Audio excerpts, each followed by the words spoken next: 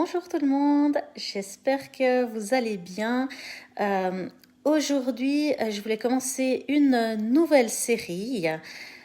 Cette nouvelle série s'appelle Les secrets du temps pour soi, dans laquelle j'ai envie de te partager mon cheminement pour plus de temps pour moi.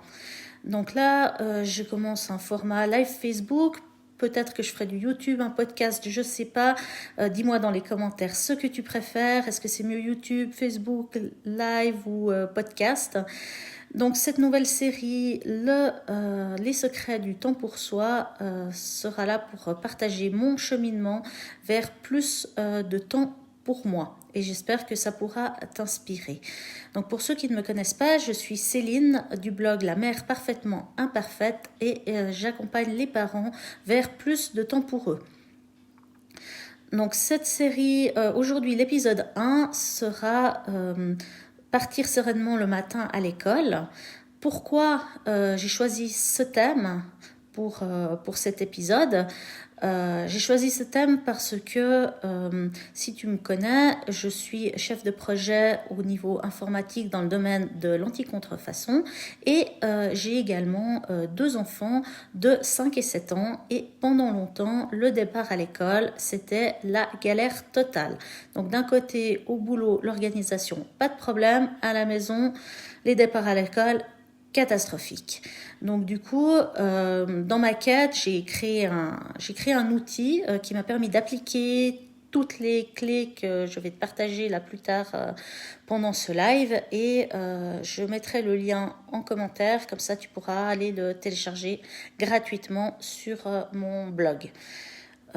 Donc du coup, ça m'a paru judicieux de faire le premier épisode sur comment partir sereinement à l'école, parce qu'effectivement, c'était la chose qui me posait à moi le plus de problèmes, et donc je pense que je ne dois pas être la seule. Donc je vais regarder régulièrement mon petit papier pour être sûre de rien oublier. J'ai 5 clés aujourd'hui à te partager.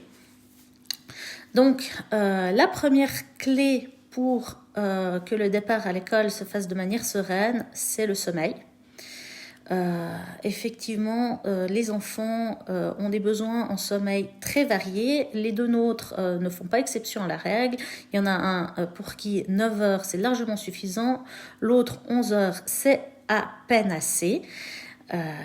Coucou, je vois qu'il y a quelqu'un, j'ai pas vu qui c'est, je crois que c'est Pierre. Bonjour. Donc du coup, il ne faut pas hésiter à différencier les heures de sommeil de tes enfants en fonction de leurs besoins, même si leurs âges sont assez proches. Sinon, la deuxième clé, c'est la planification de la semaine.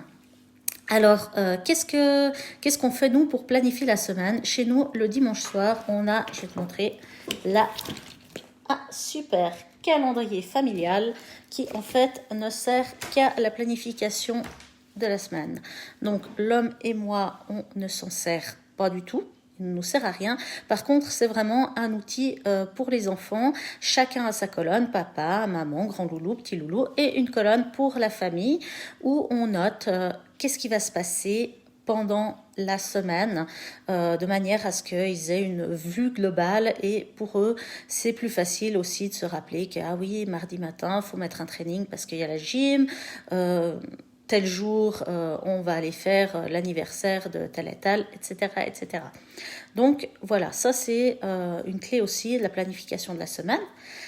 La troisième clé, c'est la routine du soir. Ton matin, généralement, il a un temps limité. Tu dois partir travailler, tes enfants doivent être à l'école à une heure définie et où ils ont le bus, donc tu peux pas te permettre de lambiner le matin, ça doit rouler. Donc le plus de choses peuvent être faites le soir, le mieux c'est. Typiquement tout ce qui est la préparation des habits, la boîte à goûter, le sac d'école, pas besoin d'attendre le matin, ça peut être fait le soir d'avant, c'est prêt, il n'y a plus qu'à récupérer ça le matin quand on part. Et la clé numéro 4, c'est la suite logique, c'est la routine du matin.